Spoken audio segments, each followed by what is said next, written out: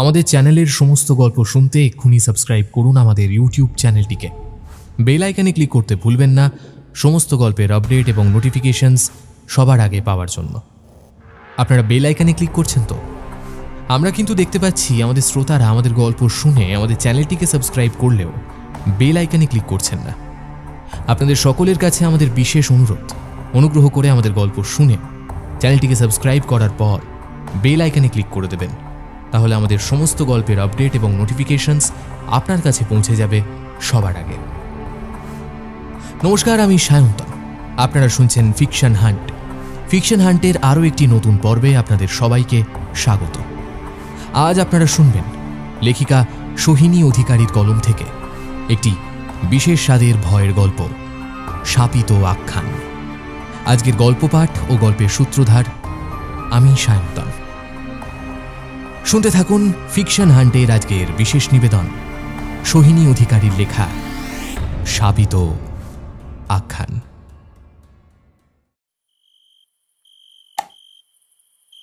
Sir, আপনি sure এটা করা উচিত হবে? নীলাভ আলোর সুইচটা নিভিয়ে দিয়ে জিজ্ঞেস করল। ডক্টর ডিলাক্স বললেন, অফকোর্স, আমি এর আগেও বহুবার এক্সপেরিমেন্ট করেছি, আর শেষ দুইবারে সাফল্যও পেয়েছি। আর একবার যদি আমার এক্সপেরিমেন্টটা সফল হয়ে যায় তাহলে আমি অফিসিয়ালি কাজ শুরু করে দেব। তবে এর জন্য আমার তোমাদের মতন ইয়াং অ্যান্ড ফ্রেশ ছেলে মেয়েদের প্রয়োজন। তোমাদের মধ্যে একটা এনার্জি আছে, একটা স্পিরিট আছে, তাই তোমাদের সাহায্যও আমার খুব প্রয়োজন। ধারা বলল, বাট তাই বলে ইভিল স্পিরিটের সাথে কন্ট্যাক্ট করা, এটা কি ঠিক হবে? আমাদের যদি কোনো ক্ষতি হয়ে যায়? ধারার কথা শুনে মুখ দিয়ে চুকচুক শব্দ করলেন ডক্টর ডিলাক্স। বললেন, তোমার থেকে আমি এই ধরনের কথা মোটেও আশা করি না ধারা। তুমি না এই টিমের সবচেয়ে সাহসী মেম্বার, তোমারই তো উচিত সবাইকে এনকারেজ করা। ডিলাক্সের কথা শুনে ধারা চুপ করে গেল। ডিলাক্স বললেন, কথা সিরাজ, হলো তোমাদের? বোর্ড সেট হয়ে গেছে? দুজনে মাথা নাড়িয়ে বলল, yes sir. Yes sir. Very good, চলো এবার শুরু করা যাক। এই বলে ডক্টর ডিলাক্স টেবিলের সামনে গিয়ে বসে পড়লেন। বাকি চারজন এবার একে অপরের মুখ চাওয়াচাওয়ি করে ডিলাক্সকে অনুসরণ করল। নীলাভ, ধারা, কথা আর সিরাজ চারজনেই সাইকোলজির রিসার্চ স্কলার। লন্ডনের একটি নামকরা ইউনিভার্সিটিতে ডক্টর ডিলাক্সের আন্ডারেই কাজ করছে চারজন। ডিলাক্স বিশেষ স্নেহ করেন এই চারজনকে, তাই তো নিজের যে কোনো রিসার্চ বা অ্যাডভেঞ্চারে সঙ্গী করে নেন এই চারজনকে। এবারেও সেই রকম একটা কাজেই ডিলাক্স সহ চারজনে এসেছে গ্রিনউইচ শহরে। ডিলাক্স একটা নতুন এক্সপেরিমেন্ট করছেন। নীলাভরা ওনার সহকারী হিসেবে কাজ করছে। সবাই একে অপরের হাত ধরে বসো। নীলাভ, চোখ পিটপিট করো না, সবাই চোখ বন্ধ করো। অগত্যা সবাই ডক্টর ডিলাক্সের কথা মতো চোখ বন্ধ করল। বেশ খানিকক্ষণ ডক্টর ডিলাক্স একটা সুর গুনগুন করলেন। হঠাৎ সুরটা শুনলে কেমন যেন গা শিরশির করে। কথা একটা সময় গান শিখত। সুরটা শুনে মনে হলো ডিলাক্স আশাবরী ঠাট গাইছেন। রে গা আর নি কোমল, তাই এই সুরটা কেমন যেন মন আচ্ছন্ন করে দেয়। এই নিঝুম রাতে সুরটা শুনে কেমন যেন গা ছমছম করছে সকলের।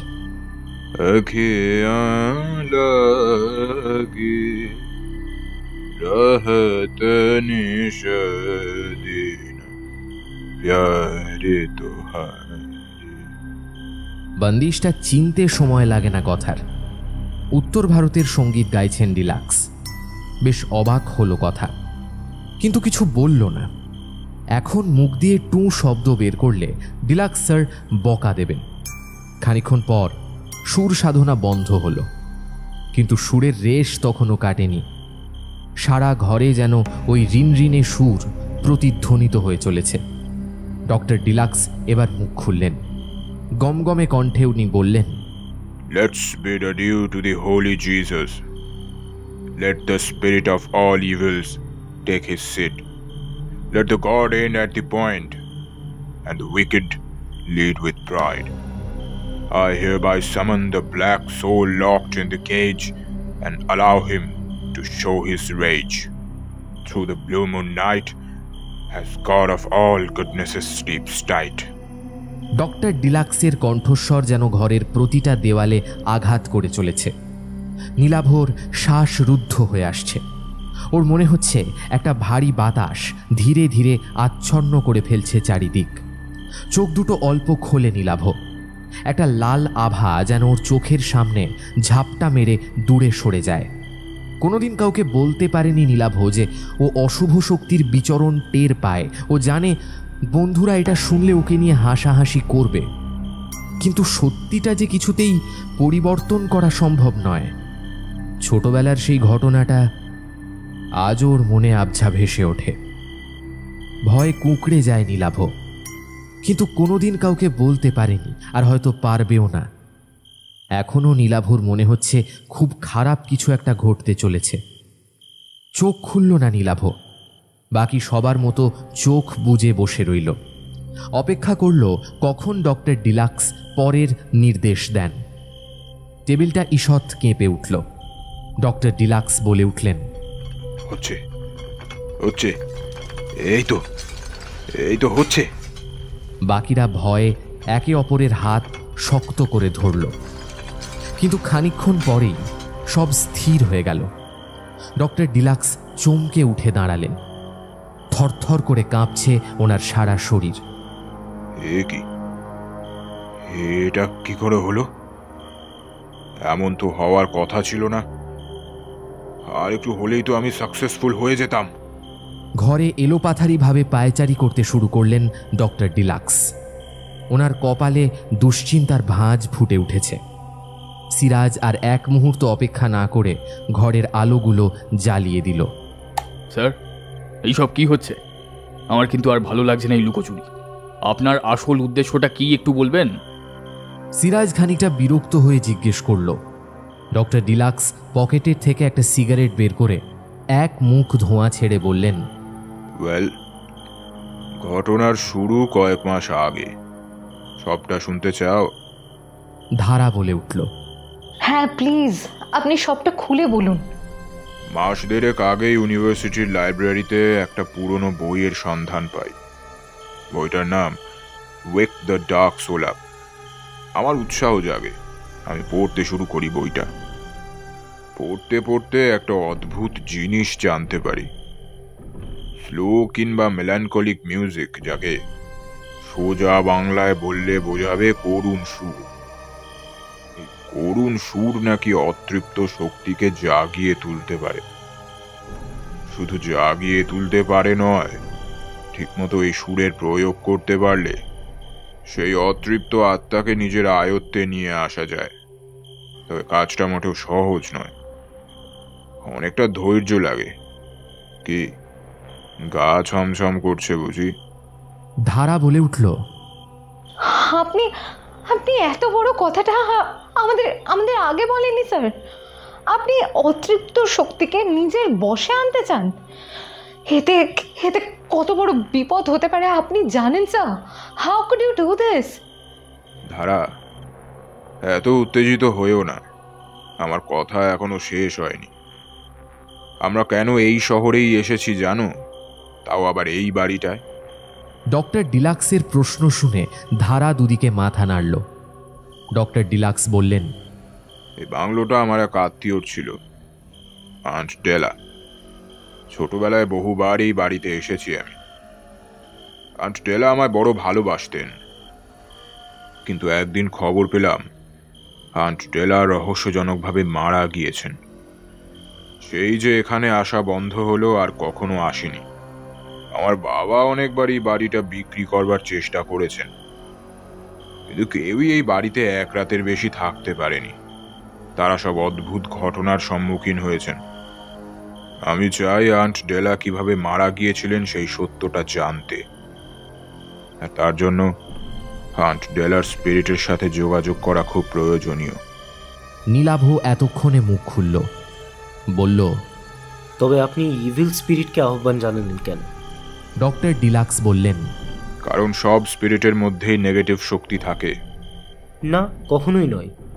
আপনি যে আমাদের বলেছিলেন প্রত্যেকটি শক্তির পজিটিভ নেগেটিভ দিক থাকে, শুধু ব্যালেন্সটা কম বেশি হয়।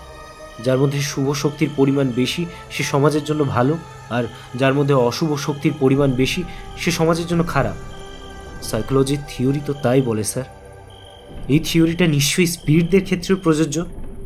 নীলাভর কথা শুনে কয়েক মুহূর্তের জন্য থমকে গেলেন ডক্টর ডিলাক্স। তারপর বললেন, কি বলতে চাইছো তুমি? আমি অশুভ শক্তির আভাস পাচ্ছি স্যার। খুব ভয়ঙ্কর কিছু একটা ঘটতে চলেছে খুব শীঘ্রই। আমার গাট ফিলিং তো তাই বলছে। নীলাভর কথাটা শেষ হতে না হতেই ঘরের আলো একবার জ্বলতে একবার নিভতে আরম্ভ করল। কথা ভয় পেয়ে বলে উঠল, এটা কি হচ্ছে স্যার? আমি বাড়ি যাব। ডক্টর ডিলাক্স কিছু বুঝে ওঠার আগেই ওপরের ঝাড়বাতিটা ভেঙে টেবিলের ওপর পড়ে গেল। ঝনঝনে একটা আওয়াজের পর সব কিছু কেমন যেন শান্ত হয়ে গেল, কিন্তু ইঙ্গিত দিয়ে গেল এর চেয়েও বড় ঝড় উঠতে চলেছে, আর সেটা খুব শীঘ্রই। ভোরের আলো ফুটেছে অনেকক্ষণ হলো। ধারা এক কাপ কফি নিয়ে লনে এসে দাঁড়ালো। কাল রাতটা সকলের ভীষণ অস্থিরভাবে কেটেছে। সকলেই ভেবেছিল কোনো অশরীরী ওদের ওপর আক্রমণ করবে, কিন্তু সেরকম কিছুই হয়নি। বরং শেষ রাতের দিকে সকলেই বেশ আরামে ঘুমিয়েছে। ডক্টর ডিলাক্স বলেছেন উনি আজ সন্ধ্যায় আবার একই এক্সপেরিমেন্ট করবেন। মনে মনে ধারা একটু ক্ষুব্ধ হয়েছিল বটে, কিন্তু ডিলাক্সের মনের অবস্থাও বুঝতে পারছে। উনি মনে প্রাণে চান আন্ট ডেলার মৃত্যুর রহস্যের কিনারা করতে, আর এই অকৃতদার মানুষটির ওরা চারজন বাদে আর কেউ নেই। একমাত্র ওদের ওপরেই সম্পূর্ণ ভরসা করতে পারেন ডিলাক্স। ওদের কাছে দাবি করতে পারে যে কোনো সাহায্য। আর এই জায়গাটা ধারা, নীলাভ, কথা কিংবা সিরাজ কেউই নষ্ট করতে চায় না। তাই তো ডিলাক্সের কথা ফেলতে পারেইনি কেউ। ধারা বাইরে এসে দেখল নীলাভ একা পুরনো দোলনাটায় বসে আছে। চোখ মুখ বড্ড শুকনো ওর। নীলাভর পাশে গিয়ে চুপটি করে বসল ধারা। নীলাভ ওর উপস্থিতির টের পেল, কিন্তু কিছু বলল না। কিরে, কাল থেকে দেখছি মনে হচ্ছে কোনো কিছু নিয়ে খুব দুশ্চিন্তায় আছিস। ডিলাক্সের এই এক্সপেরিমেন্টটা নিয়ে ভাবছিস? ধারার প্রশ্ন শুনে দুদিকে মাথা নাড়ায় নীলাভ। শুধু সেই কারণে নয় রে, এই বাড়িটায় পা রাখার পর থেকে আমার মনটা কেমন কু ডাকছে। তুই একবার দেখ না বাড়িটাকে, সবসময় একটা কালো মেঘ যেন ঘিরে রাখে বাড়িটাকে। ছোট্ট একটা বাংলো, আমরা এতজন আছি, তবু যেন বাংলোটা গিলে খেতে আসে আমাকে। আর বলতে বলতে থেমে যায় নীলাভ। দোলনাটাকে যেন কেউ পেছন থেকে ধাক্কা দিচ্ছে। দোলনাটা জোরে জোরে দুলতে আরম্ভ করল, অথচ জোরে হাওয়া দিচ্ছে না, একেবারেই দিচ্ছে না। নীলাভ আর ধারা একে অপরের মুখ চাওয়াচাওয়ি করল। ধারা কাঁপা কাঁপা গলায় বলল, এটা এটা কি হচ্ছে বলতো নীলাভ? দোলনাটা কি কেউ ঝাঁকাচ্ছে নাকি? এত জোরে দুলছে কেন দোলনাটা? নীলাভ বলল, মনে তো তাই হচ্ছে। শক্ত করে বসে থাক ধারা, পড়ে যাওয়ার সম্ভাবনা আছে। ধারা আর নীলাভ একে অপরের হাতটা শক্ত করে ধরে রাখে। হঠাৎ একটা বাচ্চার খিলখিলে হাসি ভেসে এলো। ধারা চমকে এদিক ওদিক তাকালো। দোলনার পাশের বড় ক্রিসমাস ট্রির পেছন থেকে একটা ছোট্ট বাচ্চা ছেলে বেরিয়ে এলো।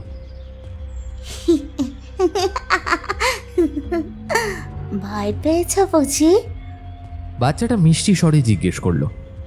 ধারা দেখল দোলনার ঝাঁকুনিটা কমে গেছে ধীরে ধীরে। ধারা বাচ্চাটাকে জিজ্ঞেস করলো, কে তুমি? এখানে এলে কে করে? বাচ্চাটা সুন্দর করে হেসে বলল, আমি তো এখানেই ছিলাম, তোমরাই দেখতে পাওনি। ধারা ভালো করে বাচ্চাটাকে পর্যবেক্ষণ করল। মুখটা বড্ড মিষ্টি, চোখ দুটোয় একটা আলগা মায়া লেপটে আছে।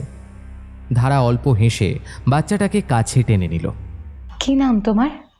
কেভিন। বাচ্চাটা মাথা নাড়িয়ে বলল, কেভিন, বাড়ি কোথায় তোমার? এখানে।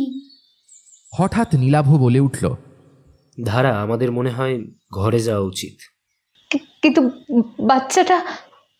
ও নিজে বাড়ি চলে যেতে পারবে। ধারা বুঝতে পারল না হঠাৎ কি হলো নীলাভর। একবার আর চোখে কেভিনের দিকে তাকিয়ে নীলাভর সাথে বাংলোর ভেতরে চলে গেল ধারা। নীলাভর শরীরটা ক্রমশ ঠান্ডা হয়ে আসছে। ও জানে ওর চোখে যা দৃশ্যমান ধারার চোখে তা কোনোদিনও ধরা পড়বে না। কিন্তু নীলাভ যে স্পষ্ট দেখল বাচ্চাটার কোনো ছায়া নেই। এমন কি করে হয়? নীলাভর মন বলছে এই বাংলোর থেকে যত দ্রুত সম্ভব বেরিয়ে যাওয়া উচিত, কিন্তু ডক্টর ডিলাক্সকে সে কথা কে বোঝাবে? বাংলোর ভেতরে যেতেই ওরা দেখতে পেল কথা আর সিরাজ ব্রেকফাস্ট সাজাচ্ছে। ধারাও গিয়ে হাত লাগালো ওদের সাথে। নীলাভ জিজ্ঞেস করল, স্যার কোথায়? সিরাজ বলল, স্যার চিলেকোঠার ঘরে গেছে, কিছু পুরনো জিনিস খুঁজতে গেছে, একটু পরে আসবে বলল। কথা বলল, আমার না স্যারের ভাবগতিক মোটেও ভালো লাগছে না, জানিস তো। আগেও তো স্যারের সাথে কত কাজ করেছি আমরা, কখনো তো এরকম অদ্ভুত লাগেনি। কালকে রাতে যেটা হলো, তোদের কারো স্বাভাবিক লেগেছে? কথা এত জোরে বলিস না, স্যার শুনতে পাবে। হেসে ফেলল সিরাজ। শুনলে শুনবে, আমার এসব ভূত প্রেত মোটেও ভালো লাগে না, তোরা তো জানিস। তো সবেতেই বড় বেশি ভয়, তাই না? সিরাজের কথা শুনে মুখ বেঁকিয়ে বলল কথা, যখন ভূতের হাতে প্রাণটা যাবে তখন মিলিয়ে নিস আমার কথা। ইয়েস, পেয়ে গেছি। হঠাৎ একটা চিৎকার ভেসে এলো ওপরের ঘর থেকে। স্যারের গলার আওয়াজ না? হ্যাঁ, চল তো, কি হলো দেখি।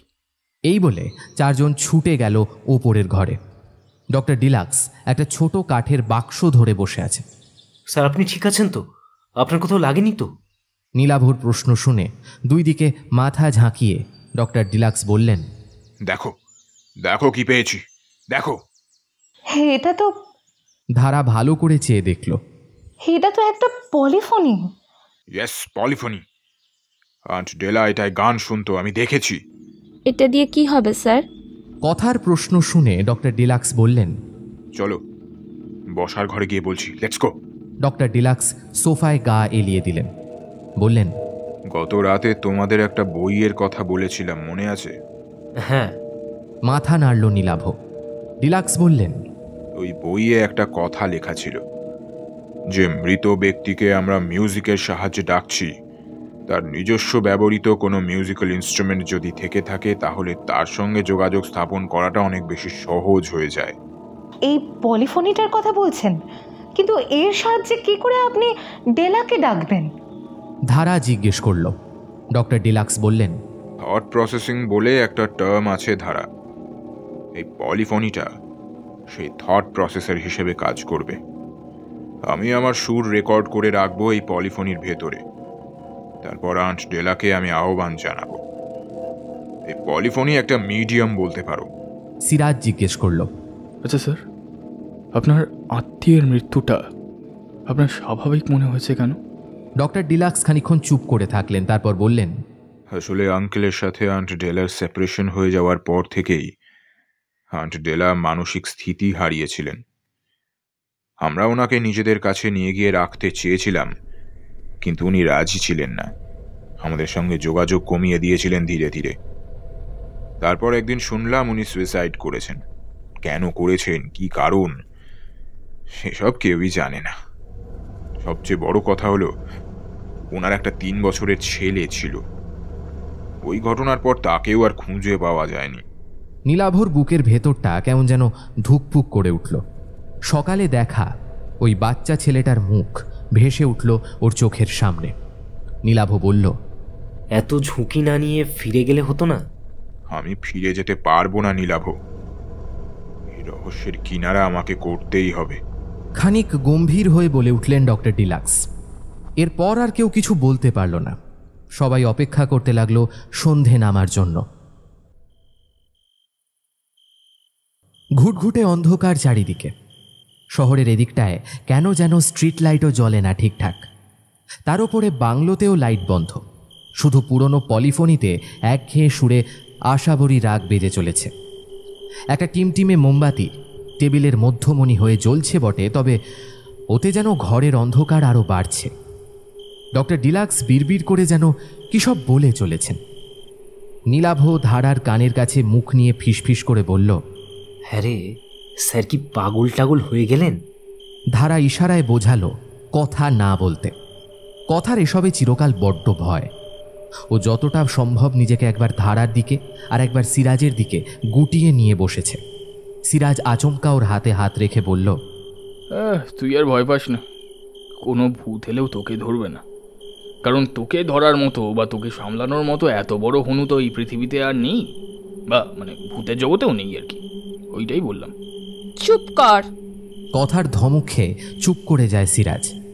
ডক্টর ডিলাক্স ধীরে ধীরে চোখ খুললেন, তারপর বললেন, তোমরা সবাই এবারে চোখ বন্ধ করে মনে মনে একজন মধ্যবয়স্কা ভদ্রমহিলার অবয়ব কল্পনা করো। এই বলে নিজেও চোখ বুঝলেন ডক্টর ডিলাক্স।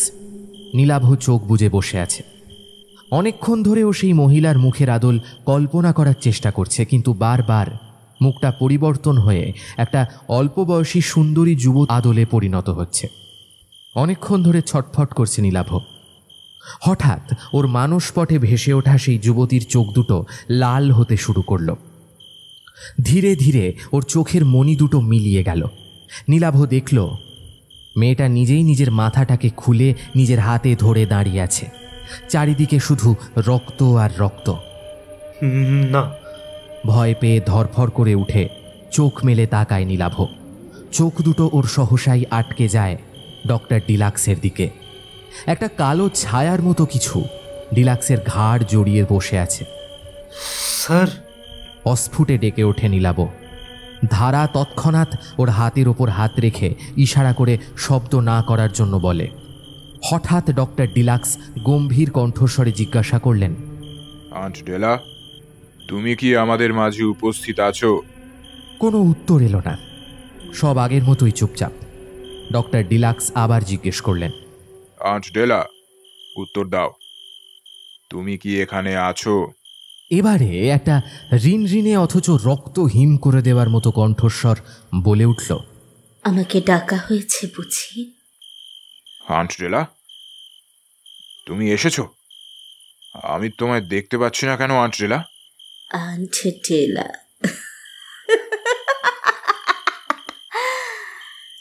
উচ্চস্বরে হেসে উঠল সেই কণ্ঠস্বর। ডেলা তো অতীত, তুমি তো ডেলাকে ডাকোনি, তুমি তো ডেকেছ দ্য এভিলকে। তুমি তো সেই অশুভ শক্তিকেই জাগিয়ে তুলতে চেয়েছো, তাই না ডিলাক্স? ডিলাক্সের গলা শুকিয়ে এলো।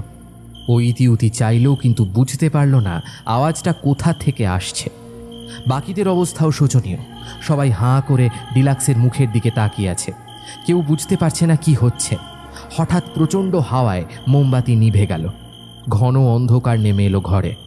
কারোর কোনো সাড়া নেই, কোনো শব্দ নেই। এক অদ্ভুত নিস্তব্ধতা গ্রাস করেছে ঘরটাকে।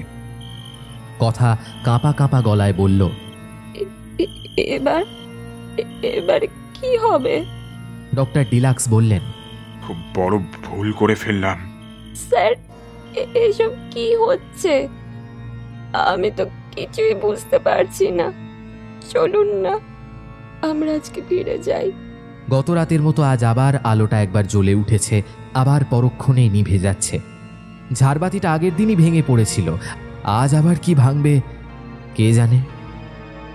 নীলাভ লক্ষ্য করল পলিফোনিটা তখনও বেজে চলেছে। হঠাৎ ওর কি মনে হওয়ায় পলিফোনিটা তৎক্ষণাৎ বন্ধ করে দিল। অর্থাৎ অতীতের সাথে যোগাযোগ বিচ্ছিন্ন হয়ে গেল। হাঁপ ছেড়ে বাঁচলেন ডক্টর ডিলাক্স। থ্যাংক ইউ নীলাভ, তুমি না থাকলে এই বিপদের থেকে বাঁচতে পারতাম না আমরা। আজই আমরা বাড়ি ফিরে যাব, এখানে আর এক মুহূর্ত থাকা যাবে না। নীলাভ বলল, কিন্তু বাড়ি ফিরে গেলেই কি সমস্যা মিটে যাবে? কেন? তুমি তো ওই ইভিল স্পিরিটের সঙ্গে সব যোগাযোগ কাট অফ করে দিয়েছো, তাহলে আর চিন্তার কি আছে? ডক্টর ডিলাক্সের কথা শুনে কিছু বলল না নীলাভ। চুপচাপ মেনে নিল ওনার কথা। কিন্তু ওর মন বলছে বিপদ এখনো শেষ হয়নি, সবে শুরু হয়েছে। তবু আপাতত সবার কথা মেনে নীলাভ ফিরে যেতে রাজি হলো। ডক্টর ডিলাক্স যাওয়ার সময় পলিফোনিটা নিতে ভুললেন না। এর যে ছুটিতে যদি অন্য কোথাও যেতাম তাহলে কাজে দিত, শুধু শুধু কোন এক আত্মার কবলে পড়ে পুরো ছুটিটা নষ্ট করলাম। স্যার যে মাঝে মাঝে কি করেন না, তাও যদি আসল ভূতটাকে চোখের সামনে দেখতে পেতাম একবার। পায়ের ওপর পা তুলে বসে কথাটা বলল সিরাজ। কথা রাগী গলায় বলল, তোর ভূত দেখার খুব শখ, তাই না রে? হ্যাঁ, দিন দিন তোর মতো একটা পেতনিকে দেখে একেবারে পচে গিয়েছি, এইবার আসল একটা ভূত দেখতে চাই। সঙ্গে সঙ্গে সিরাজের দিকে একটা বালিশ ছুঁড়ে মারল কথা। আজ সকালেই নিজেদের পিজিতে ফিরে এসেছে ওরা। 4 জন একটা ফ্ল্যাট রেন্ট নিয়ে থাকে, এতে খরচটা একটু কম পড়ে। এসে সবাই নিজেদের মতো হাসি ঠাট্টায় মেতে উঠেছে। ধারা বলল, ট্রিপ বাজে হয়েছে তো কি হয়েছে, চল আজকে বরঞ্চ আমরা বাইরে থেকে কিছু খাবার আনাই। কি রে নীলাভ, বল কিছু তুই। একমাত্র নীলাভ এখনও স্বাভাবিক হতে পারেনি, ফিরে স্তক গুম হয়ে বসে আছে। ধারার ডাক শুনতে পায়নি নীলাভ, তাই ধারা ওকে পুনরায় ডাক দিল। এই নীলাভ, কিছু বলছিস না যে? কি রে? হ্যাঁ হ্যাঁ, এই তো শুনছি। কি বলছিলি বল। এই তোর কি হয়েছে বলতো? ওখানে যাওয়ার পর থেকে কেমন যেন আলাদাই একটা জগতে ডুবে আছিস। এই ঝেড়ে কেসে ফেলতো, ব্যাপারটা কি? নীলাভ কাঁপা গলায় বলল, আমার কেমন যেন মনে হচ্ছে আমরা ওই বাংলোটা ছেড়ে চলে আসলেও সে আমাদের ছাড়েনি। দেখবি একটা না একটা দুর্ঘটনা ঘটবেই ঘটবে। উফ, তোকে না আমি কতবার বলেছি তুই এই একটা বিষয় নিয়ে ওভার থিঙ্কিং করাটা বন্ধ কর, এটা ঠিক নয়। দেখ, যেটা হয়েছে সেটা হয়ে গেছে, এটা নিয়ে আর কোনো কথা নয়, ওকে? আমি না হয় কথা বলবো না, কিন্তু আমি চুপ থাকলেই তো আর সত্যিটা মিথ্যে হয়ে যাবে না। ডিলাক্স স্যার নিজে ওই স্পিরিটটাকে আহ্বান জানিয়েছেন, ওটাকে জাগিয়ে তুলেছেন। ও আমাদের পিছু ছাড়বে না, কোনোভাবে ছাড়বে না। আচ্ছা ঠিক আছে, যখন হবে তখন দেখা যাবে। তুই আপাতত শান্ত হয়ে বস না, ওই তো ছোট্ট একটা মাথা, ওতে অত ভাবনা রাখিস কি করে বলতো? ধারার কথা শুনে আবছা হাসির রেখা ফুটে উঠল নীলাভর ঠোঁটে। নিজেকে খানিকটা সামলে নিয়ে বাকিদের গল্পে যোগ দিল। তবু ওর একটু বেশি সতর্ক মনটা কিছুতেই নিশ্চিন্ত হতে পারছে না। একটা ভারী বাতাস অনুভব করতে পারছে ও, যেটা যে কোনো সময় ঝাপটা মারতে পারে। তখন কি করবে? ছোটবেলার ঘটনাটা আরও একবার নীলাভর চোখের সামনে ভেসে ওঠে। ভয় কুঁকড়ে যায় ও। একা হাতে সবটা সামলাতে পারবে তো? ডক্টর ডিলাক্স পলিফোনিটা ঝেড়ে পরিষ্কার করে রেখে দিয়েছেন নিজের স্টাডি টেবিলের ওপরে। বিছানায় শুয়েও অনেকক্ষণ একভাবে তাকিয়েছিলেন ইনস্ট্রুমেন্টটার দিকে। ওই ছোট্ট বাক্সটা কেমন যেন মায়ায় বেঁধে ফেলেছে ওনাকে। তবু সারাদিনের ক্লান্তি শেষমেশ চোখে এসে ভর করল। চোখটা বুজে ঘুমের দেশে তলিয়ে গেলেন ডক্টর ডিলাক্স। ঘুমটা ভাঙল একটা অদ্ভুত সুরে। প্রথমে অতটা গুরুত্ব দেননি ডিলাক্স, ভেবেছিলেন কিছু একটা আওয়াজ হচ্ছে। কিন্তু খানিক পর যখন সুরটা ভালো করে কানে ঢুকল, তখন ঘুমটা ভেঙে গেল ডিলাক্সের। ধরফর করে উঠে বসলেন। আওয়াজটা ওই পলিফোনির থেকেই আসছে। সেই দিকে বিস্ফারিত দৃষ্টিতে চেয়ে থাকে ডিলাক্স। আশাবরী সুরটা ক্রমশ করুণ থেকে করুণতর হচ্ছে, ঠিক যেন কোনো শোকসভার গান। এই শীতেও দরদর করে ঘামতে থাকেন ডক্টর ডিলাক্স। সুরটা আরও জোরালো হয়, হাত পা অবশ হয়ে যেতে থাকে ডিলাক্সের। ঠিক তখনই ও দুটো ভারী হাতের স্পর্শ পায় নিজের 2 কাঁধে। শব্দটা শুনে থমকে যায় ডিলাক্স। এই এল নামে তো ওকে আন্ট ডেলা ডাকতো। আন্ট ডেলা, তুমি এসেছো? কোথায় তুমি? আমি দেখতে পাচ্ছি না যে তোমাকে। তোমার কাছে আমার অনেক প্রশ্ন আছে। তুমি কেন সুসাইড করলে? কেভিনের কি হলো? চুপ করে থেকো না আন্ট ডেলা, আমাকে সবটা বলো। এল, এসব কথার এখন কোনো গুরুত্ব নেই। Do you even realise what have you done? আমার এত দিন ধরে একটু একটু করে তৈরি করা স্পেল নষ্ট করে দিয়েছো তুমি। আর এখন কিচ্ছু করার নেই। You will have to pay for it. ডিলাক্স চেয়ে দেখল ওর চারপাশে একটা কালো ধোঁয়া জমাট বাঁধতে শুরু করেছে। কেমন যেন শ্বাসরুদ্ধ হয়ে আসছে ডিলাক্সের। না, এই কণ্ঠ আন্ট ডেলার নয়। এতটা কঠিন ছিল না আন্ট ডেলা। ডিলাক্স কিছু বুঝে ওঠার আগেই কেউ একজন ওর গলা চেপে ধরল। ডিলাক্স চিৎকার করতে চাইল, কিন্তু পারল না। ওর গলার স্বর ভেঙে এলো। ক্রমশ নিজের শরীরের প্রতি নিয়ন্ত্রণ হারালো ডিলাক্স। চোখ দুটো বুজে আসার আগেও দেখতে পেল আন্ট ডেলা একটা ছোট্ট বাচ্চাকে কোলে নিয়ে দাঁড়িয়ে আছে। তার ঠোঁটের কোণে লেপ্টে আছে একটা নিষ্ঠুর হাসি। আমি আগেই বলেছিলাম এমন একটা অঘটন ঠিক ঘটবে। এখন বিশ্বাস হলো তো আমার কথা? নীলাভ চিৎকার করে কথাগুলো বলে উঠতেই ধারা ওকে থামিয়ে বলল, নীলাভ, এখানে এত চিৎকার করতে নেই, চুপ কর। তুই ভুলে গেছিস সেটা একটা ক্রেমেটারি। চল এখন বাড়ি চল, বাড়ি গিয়ে যা আলোচনা করার করবি। চল এখন। প্রফেসর ডিলাক্সের এহেন আকস্মিক মৃত্যুটা ওদের চারজনের এখনও মেনে নিতে কষ্ট হচ্ছে। সকালে যখন খবরটা পেল তখন আর নিজেদের ধরে রাখতে পারেনি কেউ। আপাতত সবাই নিজেদের ফ্ল্যাটে ফিরে এসেছে। নীলাভ বলল, এবার কি করতে চাইছিস তোরা? সব তো শেষ হয়ে গেল, স্যার তো শেষ হয়ে গেল, আর তো কিচ্ছু করার নেই।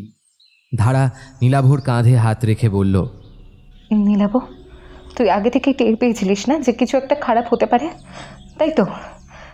তুই কি করে জানলি বলতো নীলাভ? নীলাভ একটু চুপ করে যায়। সবাইকে কি বলা ঠিক হবে? দ্বিধা কাজ করছে মনের ভেতর। ধারা পুনরায় জিজ্ঞাসা করল, কি রে বল, তুই আগে থেকে এত কিছু প্রেডিক্ট করলি কি করে? নীলাভ আমতা আমতা করে বলল, না মানে আসলে কি বলতো, আমি না ছোট্ট থেকেই অশুভ শক্তির উপস্থিতি টের পাই। মানে ভূত টুত দেখতে পাস নাকি তুই? তুই নিজে ভূত না তো? সিরাজের প্রশ্ন শুনে মলিন হাসল নীলাভ। পুরনো স্মৃতিগুলো যে মাথার মধ্যে বড্ড বিজবিজ করছে। ভারী গলায় নীলাভ বলল, তখন মাত্র 6 বছর বয়স আমার। চার্চের সাথে লাগোয়া বাড়ি ছিল আমাদের, কিন্তু চার্চে প্রেয়ার হতো না। চার্চের ফাদার কোনো এক কারণে আত্মহত্যা করেছিলেন ঠিক ওই প্রেয়ার হলে। তারপর থেকে সরকার ওই চার্চকে পরিত্যক্ত ঘোষণা করেন। লোকেরাও যেতে চাইতো না আর ওই চার্চে। কিন্তু রোজ রাত হলে আমি শুনতে পেতাম ওই চার্চের থেকে কারো একটা কান্নার শব্দ আসছে। সেই সাথে একটা করুণ সুর বেজে উঠত, ঠিক যেমন সুর সেদিন ডক্টর ডিলাক্স বাজিয়েছিলেন, সেরকম সুর। আমি জানলার থেকে মুখ বাড়িয়ে রোজ সেই সুর শুনতাম। কিন্তু আশ্চর্যের কথা কি জানিস? মা বা বাবা কেউই সেই সুর বা সেই কান্নার আওয়াজ কোনোদিন শুনতে পায়নি। আমি কতবার বলেছি মন দিয়ে শুনলে ঠিক শুনতে পারবে। ওরা ধমক দিয়ে আমাকে চুপ করিয়ে দিয়েছে। বলেছে আমি নাকি সবসময় কল্পনা করতে করতে সেগুলোকেই সত্যি বলে মানতে শুরু করেছি। কিন্তু একদিন... ধারা অধৈর্য হয়ে জিজ্ঞেস করল, একদিন কি? নীলাভ বলল, একদিন আমার মনে হলো ওই চার্চে কেউ আছে। সে আমার নাম ধরে আমাকে ডাকছে, আমাকে তার কাছে যেতে বলছে। তাকে সাড়া দিতে না পেরে আমি বড্ড অস্থির বোধ করছিলাম, ছটফট করছিলাম সারা রাত। মনে হচ্ছিল এই ডাকে যদি সাড়া দিতে না পারি তাহলে আমি মরেই যাব বোধহয়। শেষ পর্যন্ত আর থাকতে না পেরে শেষ রাতের দিকে বাড়ির পিছনের দরজা খুলে বেরিয়ে পড়ি আমি।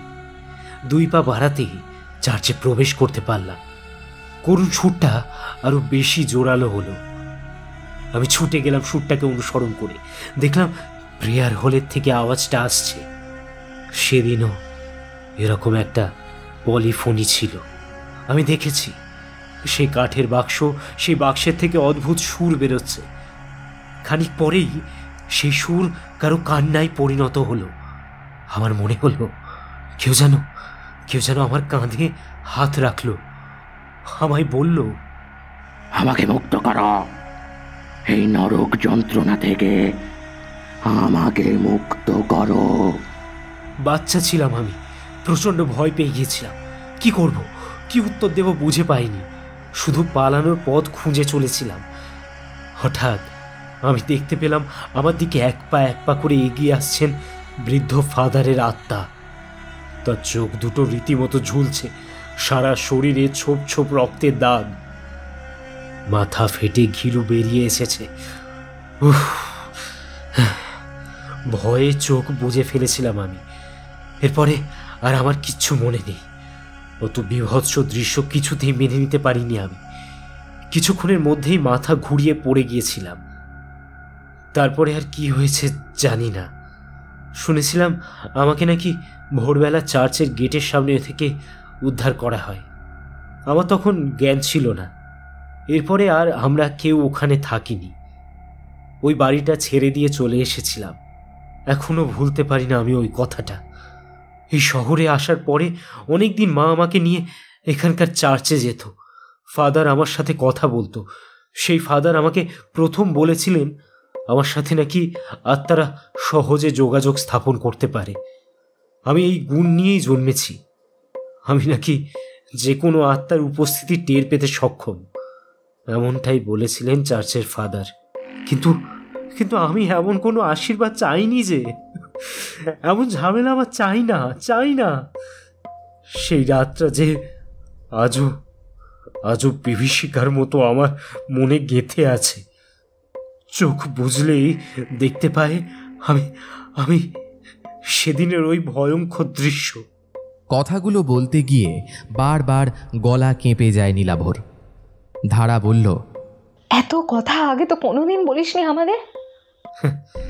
ভেবেছিলাম তোরা বিশ্বাস করবি না, হেসে উড়িয়ে দিবি। মাথা নিচু করে কথাটা বলল নীলাভ। ধুর, ভূত নিয়ে মজা করব। আমার ঘাড়ে কটা মাথা বলতো? সিরাজ বলল, আরে এই আত্মা জিন এসবে তো আগে বিশ্বাস করতাম না, কিন্তু এখন অন্তত করি। আচ্ছা এই নীলাভ, বলছি তোর কি কোনো উপায় জানা আছে? মানে এই ডক্টর ডিলাক্সের এই ইনভাইট করা ভূতটাকে কি করে পত্রপাঠ বিদায় করা যায়? নীলাভ মাথা ঝাঁকিয়ে বলল, জানি না, আমি কিচ্ছু জানি না। রাতে সবাই নিজেদের ঘরে শুয়ে পড়ল। কারোরই মাথা কাজ করছে না। প্রফেসর ডিলাক্সের এমন আকস্মিক মৃত্যু সবাইকে গভীরভাবে নাড়া দিয়েছে।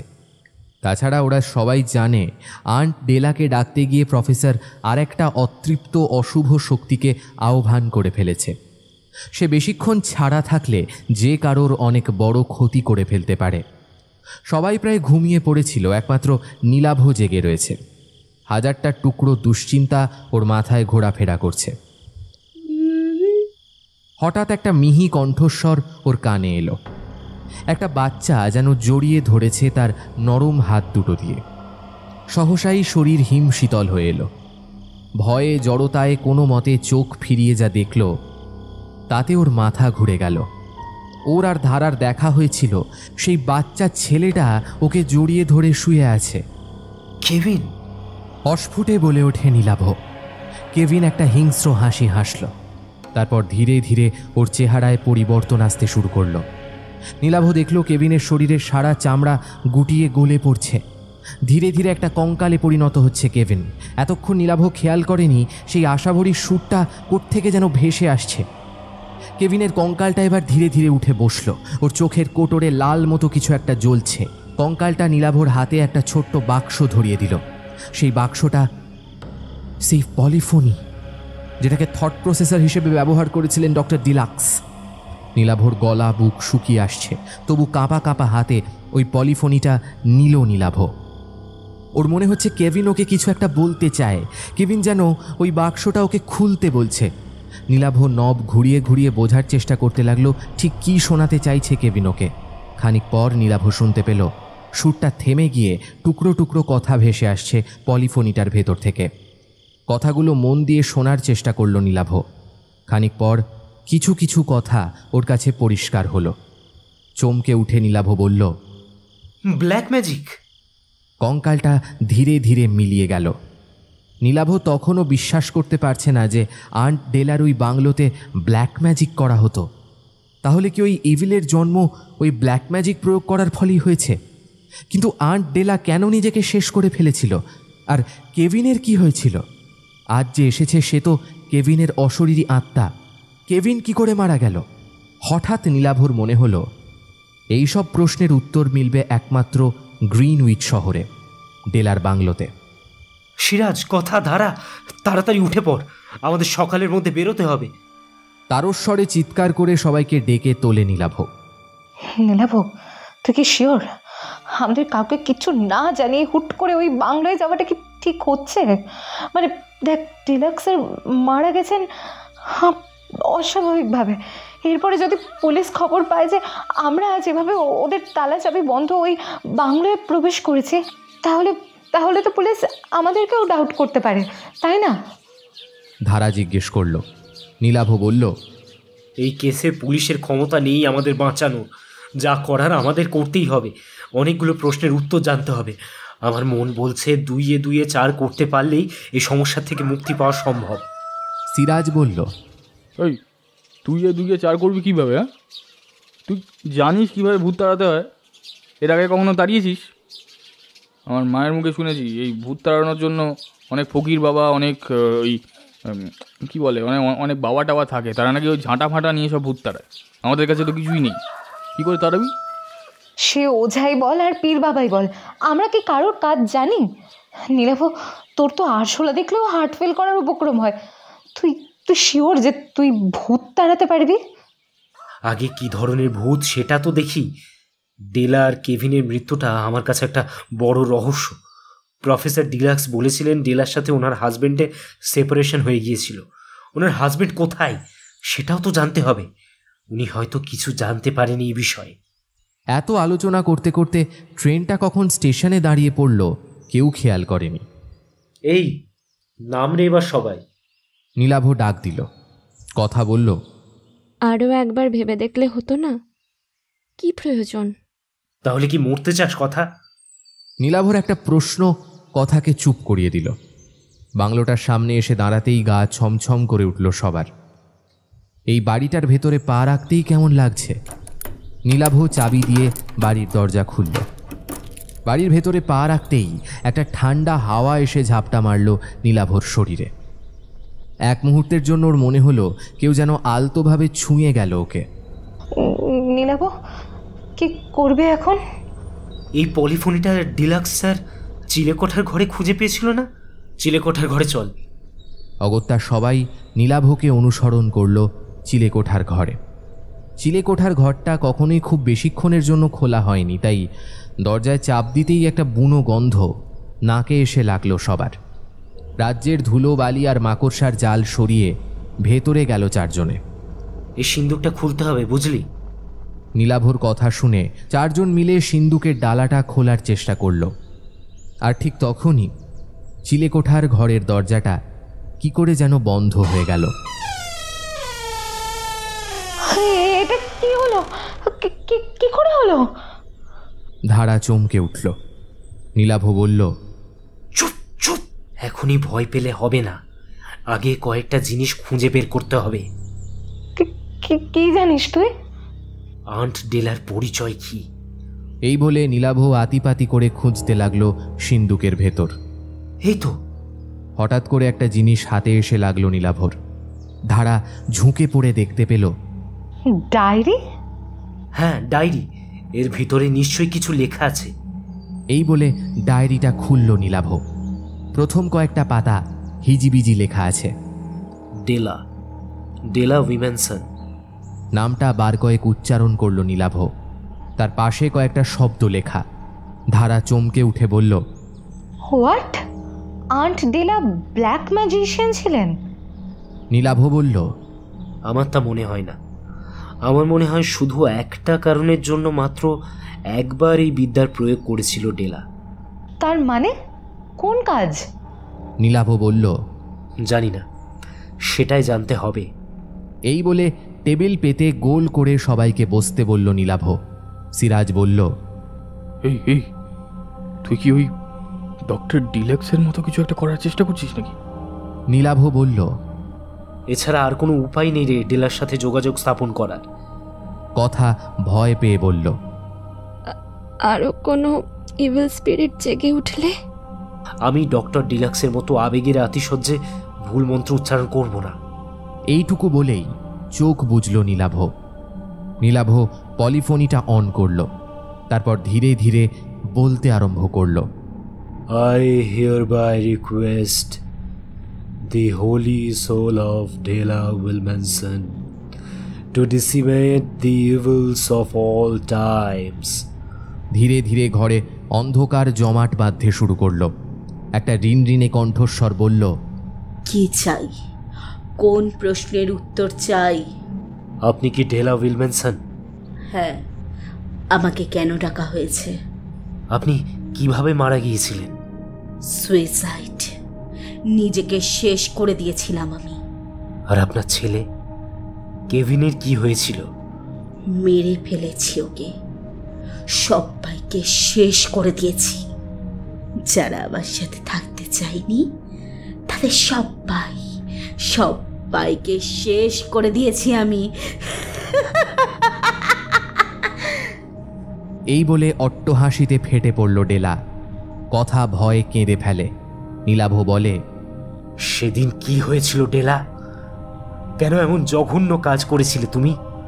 কি হয়েছিল মানে? আমার স্বামী কেথেন, ও আমাকে ঠকিয়ে অন্য একটা মেয়ের কাছে চলে গেল। আমার সাথে নাকি আর থাকা যাচ্ছিল না। এতটাই অসহ্যকর আমি।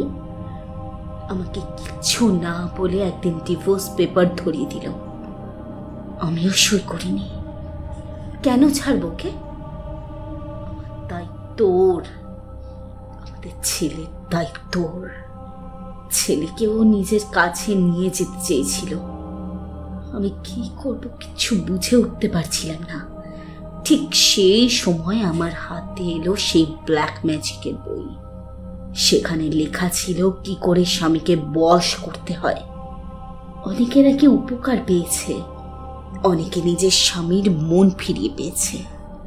তাই আমিও এই কালো জাদু নিজের আয়ত্তে আনতে শুরু করলাম।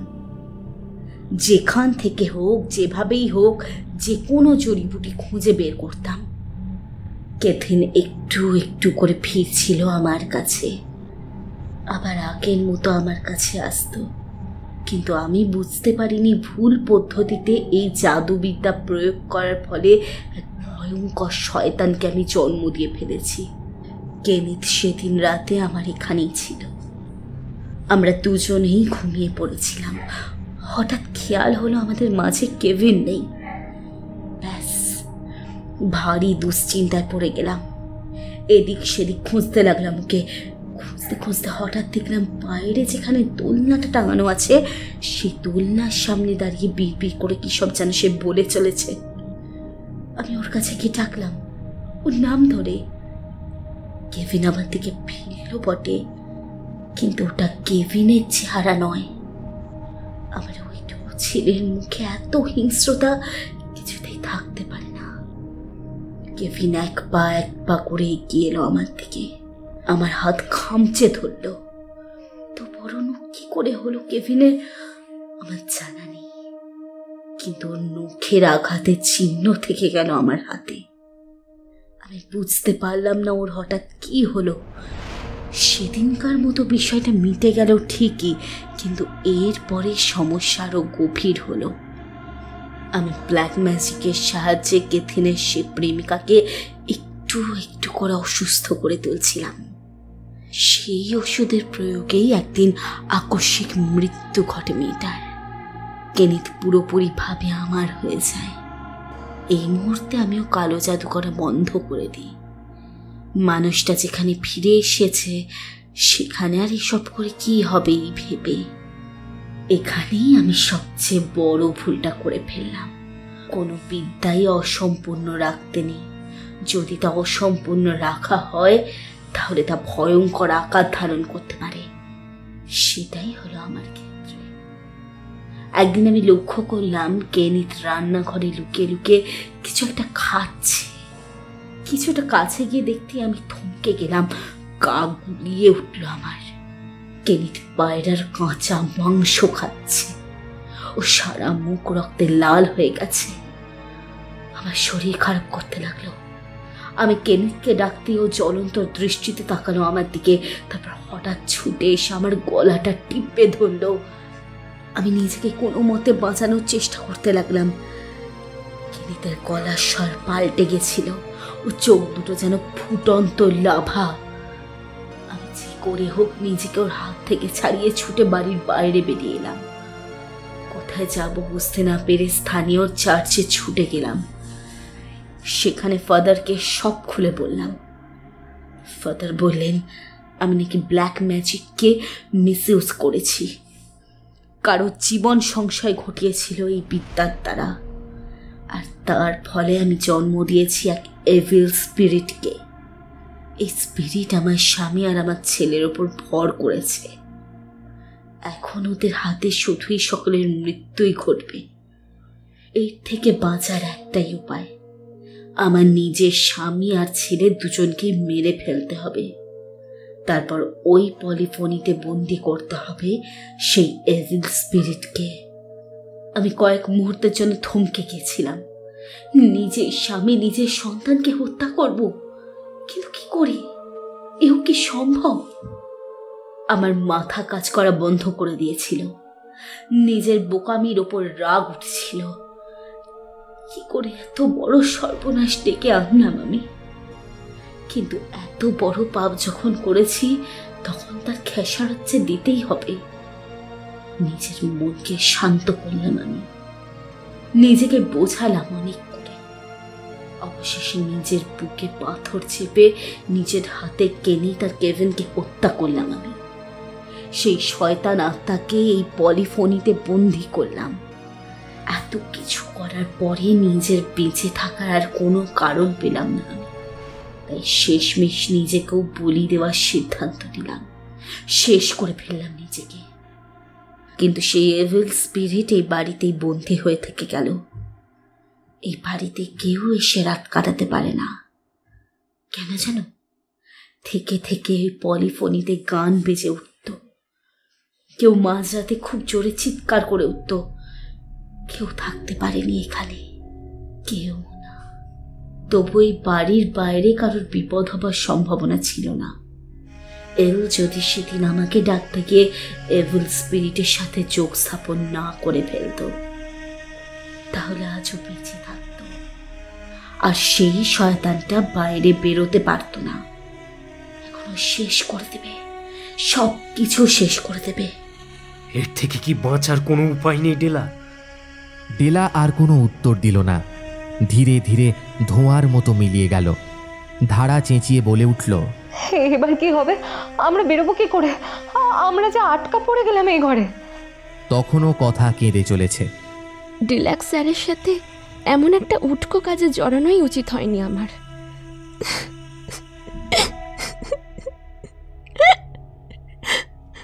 এখন প্রাণটা নিয়ে বাড়ি ফিরতে পারলে হয়। আমার একটুও উচিত হয়নি কাজটাতে জড়ানোর। তোরা সবাই একটু শান্ত হ। একটা না একটা উপায় তো নিশ্চয়ই আছে। আমাদের এখন কান্নাকাটি করলে হবে না।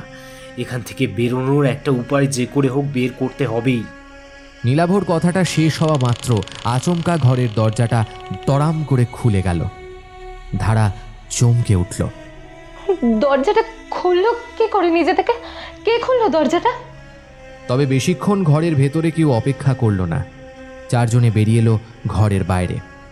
ঘরের বাইরে পা রাখতেই তাল তাল কুয়াশার পিণ্ড ঘিরে ধরল ওদের। একটা কালো সরু হাত বেরিয়ে এলো সেই কুয়াশার ভেতর থেকে।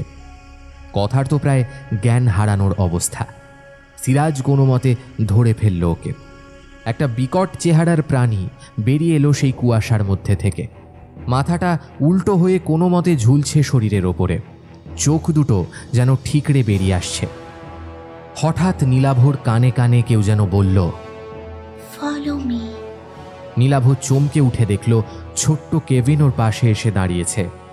কেভিন ইশারায় বলল, আমি বাইরের রাস্তা দেখিয়ে দিচ্ছি, চার্চে যাও তোমরা।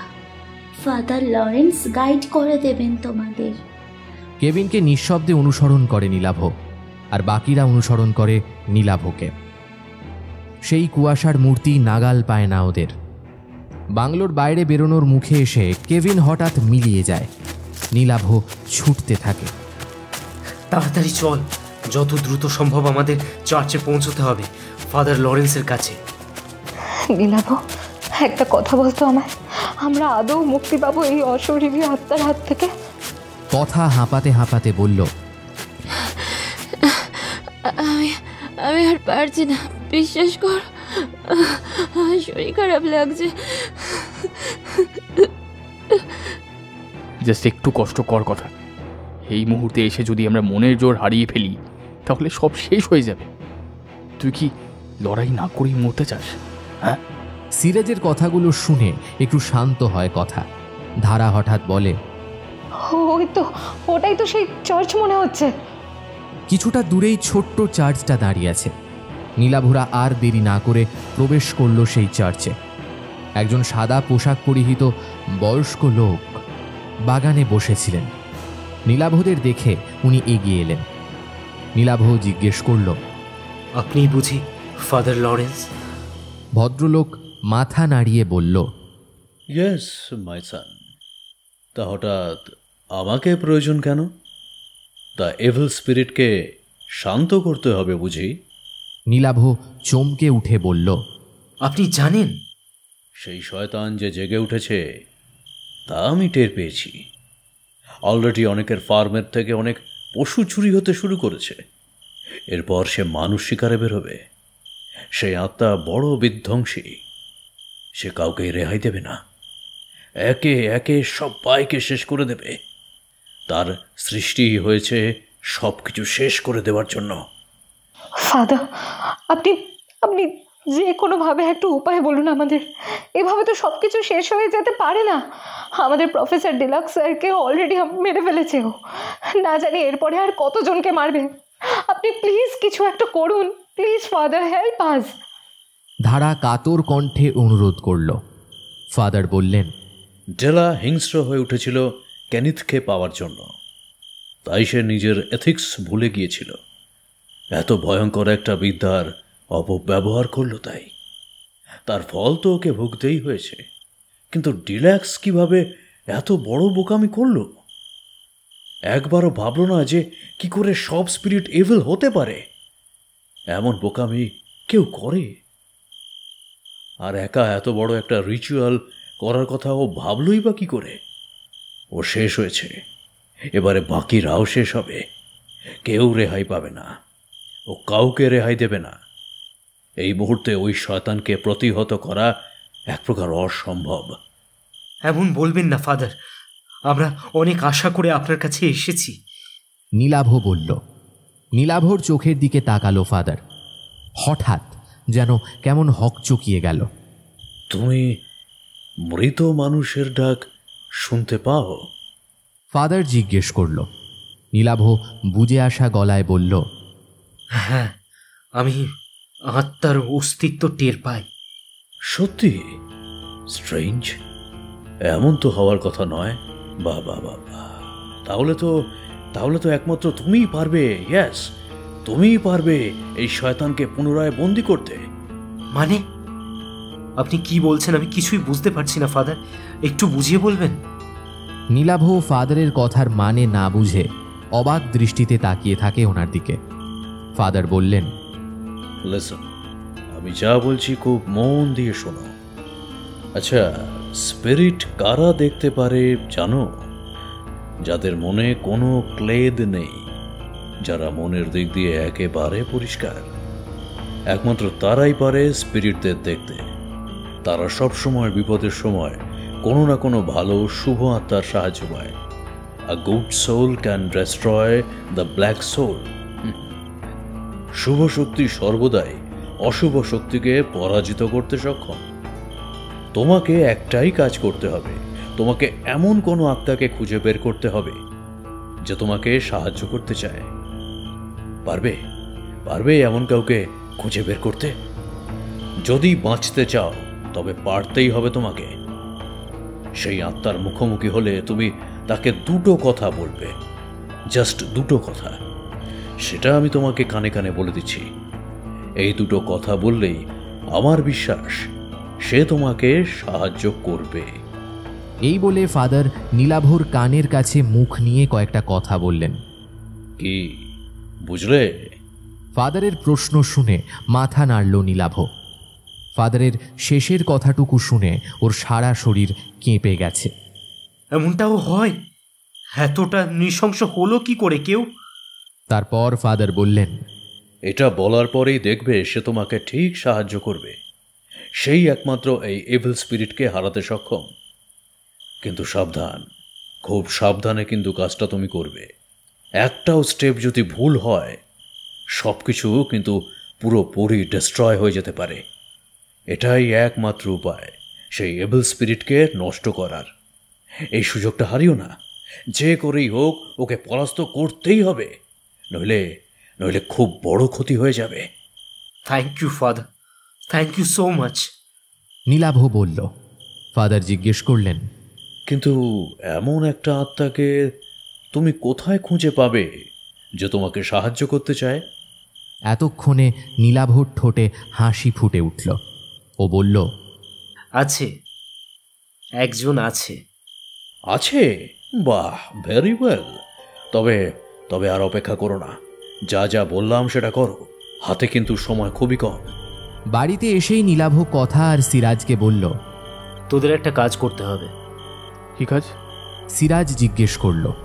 নীলাভ কথার উত্তরে হাতে একটা লেবু দিয়ে বলল, ফাদার দিয়েছেন, কি করতে হবে আমি বলে দিচ্ছি, যা যা বলবো ঠিক তাই তাই করবি। এই বলে নীলাভ কথা আর সিরাজকে বুঝিয়ে দিল কি করতে হবে। ওরা মাথা নেড়ে চলে গেল। নীলাভ বলল, ধারা, তুই আমার সাথে আয়, তোকে প্রয়োজন এই কাজে।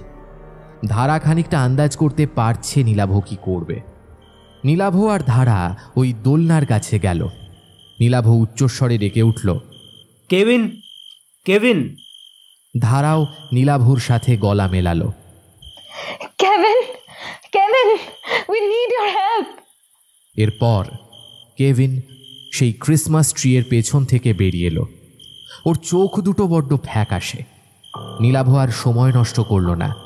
ফাদার যে দুটো কথা বলতে বলেছিল নীলাভ সেই দুটোই কেভিনের কাছে গিয়ে বলল। কেভিনের সামনে হাঁটু গেড়ে বসে নীলাভ বলল, কেভিন, যে কারণে তোমাকে মরতে হয়েছে, যার কারণে একটা নিরপরাধ প্রাণকে শেষ হয়ে যেতে হয়েছে, তাকে শেষ করতে আমাদের তোমার সাহায্য প্রয়োজন। তুমি সাহায্য করবে না আমাদের? কথাটা শুনে কেভিনের পাতলা ঠোঁটে এক চিলতে হাসি ফুটে উঠল। দুদিকে মাথা নাড়ল, অর্থাৎ ও সাহায্য করবে। ধীরে ধীরে কেভিনের দেহটা কঙ্কালের আদল ধারণ করতে শুরু করল। ধারা প্রথমে খুব ভয় পেলেও পর মুহূর্তেই নিজেকে সামলে নিল। কথা আর সিরাজ নিজেদের কাজ শুরু করল। ওদের সব ভালো করে বুঝিয়ে দিয়েছে নীলাভ। বাড়িতে যে ওদেরও একটা বড় কাজ রয়েছে। চার্চের ফাদারের দেওয়া লেবুটাকে দুটুকরো করল কথা। দুই টুকরোর মাঝে একটা করে লবঙ্গ ভরে দিল। হঠাৎ ওর মনে পড়ল মাকে ছোটবেলায় দেখত এইভাবে পাতিলেবুতে লবঙ্গ ভরে ঘরের ঈশান কোণে রেখে দিত। পাশে থাকতো একটা ছোট্ট কর্পূরদানি। ওটার খুব খেয়াল রাখত মা। কর্পূর উবে গেলে আবার নতুন করে কর্পূর রেখে দিত। এতে নাকি অশুভ শক্তি, অপদেবতা দূরে থাকে। লেবু আর কর্পূর নিয়ে ঠিক পশ্চিমের কোণার জানলাটার কাছে রেখে দেয় কথা। এই বাড়িটা পুরো দস্তুর সাহেবদের জন্য তৈরি, তবু শুভ শক্তি বোধহয় সব বাড়িতে একইভাবে কাজ করে। বাড়ির কথা বেশি করে মনে পড়ছে কথার। আজ বাড়িতে থাকলে এরকম একটা বিপদের মুখে পড়তে হতো না। এইসব ভাবতে ভাবতে ঘর থেকে বেরিয়ে আসছিল কথা আর সিরাজ। হঠাৎ ওদের চোখ পুনরায় ফিরে গেল ওই পশ্চিমের জানলার দিকে। ভয়ে চোখটা বুজে ফেলল কথা। উফ, কি বিভৎস দৃশ্য! একজন মহিলা উল্টো হয়ে ঝুলছে, দেওয়ালে তার পা দুটো লাগানো, টপ টপ করে তার দুই চোখ দিয়ে রক্ত ঝরে পড়ছে। চোখ খুলতেই কথা দেখে কোথাও কিচ্ছু নেই। ভালো করে চোখ দুটো কচলে আবার তাকায় কথা। সিরাজ, ঠিক দেখলাম আমি? কথা সিরাজকে প্রশ্নটা করেছে মাত্র ঠিক তখনই সেই মহিলা হাওয়ার গতিতে ছুটে এসে ওর গলা চেপে ধরে। আমাকে এখান থেকে সরিয়ে ফেলবি ভেবেছিস? কে পাঠিয়েছে তোকে? শেষ করে দেবো আমি সবাইকে, সবাইকে শেষ করে দেব। কথার শ্বাস রুদ্ধ হয়ে আসে। নিজেকে ছাড়ানোর জন্য ছটফট করতে থাকে। সিরাজ কি করবে বুঝতে পারে না। কথা শরীরের শেষ বলটুকু দিয়ে নিজেকে রক্ষা করবার আপ্রাণ চেষ্টা করে। ঠিক তখনই একটা বাচ্চা ছেলে এসে ওদের সামনে দাঁড়ায়। কথা আঁতকে উঠল বাচ্চাটার চেহারা দেখে। এতটুকু মাংস নেই শরীরে, শুধুই কঙ্কাল। সিরাজ, সিরাজ, আমি আর পারছি না। কেঁদে উঠল কথা। সিরাজ কথার হাতটা শক্ত করে ধরে, বলে, ভয় পাস না কথা, আমার মনে হয় আমাদের আর কোনো ক্ষতি হবে না। ওই তো নীলাভ আর ধারা এসে গেছে। ধারা ছুটে আসে কথার কাছে। এই কথা, কি হয়েছে রে তোর?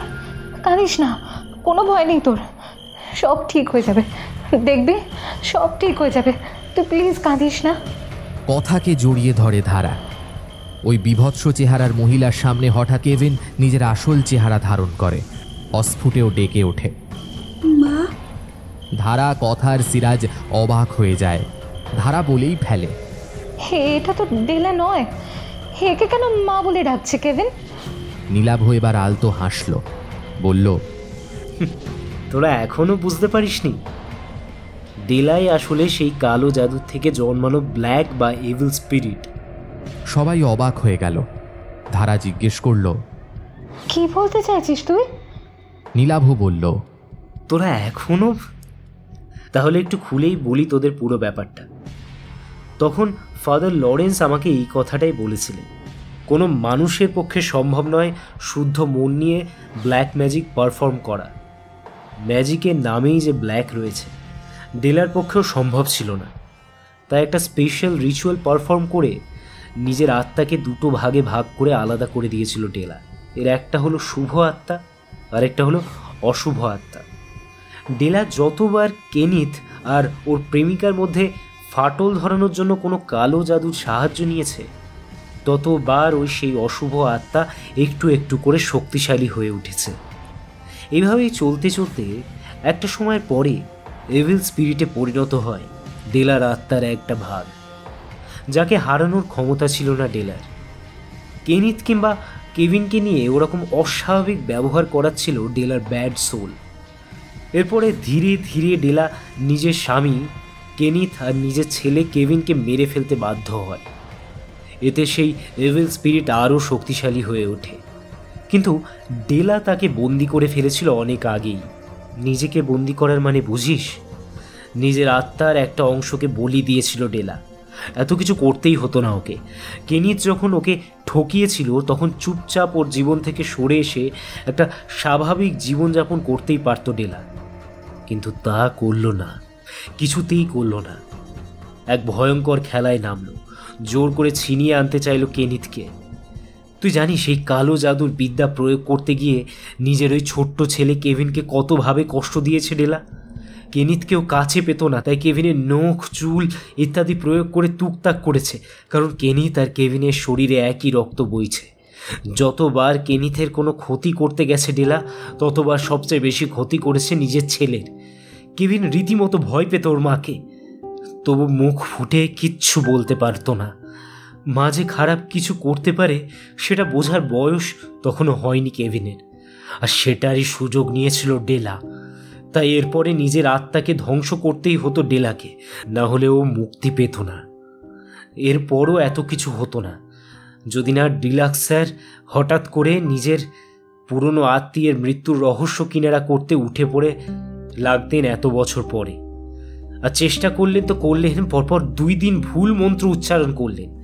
ডিলাক্সের ভুল মন্ত্র উচ্চারণের ফলে সেই অশুভ আত্মা আবার জেগে ওঠে, আবার সে ধ্বংসলীলায় মেতে ওঠে।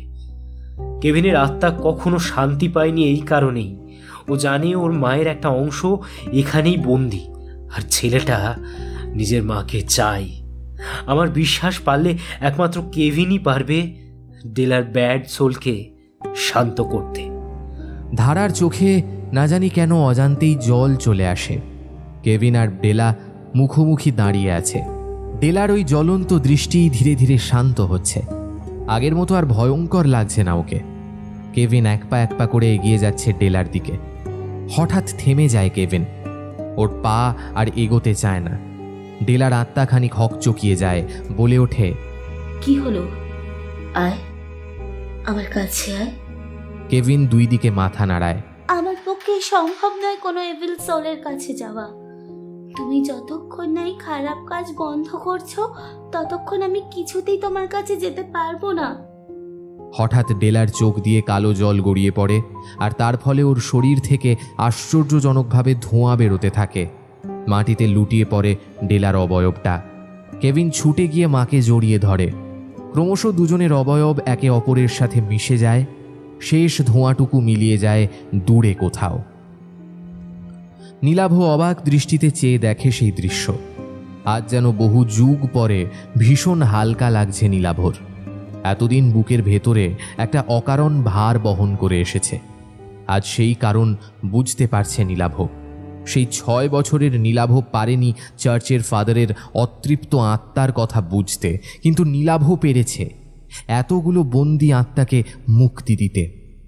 ধারা আলতো স্বরে জিজ্ঞেস করল, কে রে নীলাভ, কি ভাবছিস বলতো? নীলাভ মাথা এলিয়ে বলল, চল চার্চে চল, এত বড় একটা কাজ মিটেছে, প্রেয়ার করতে হবে তো।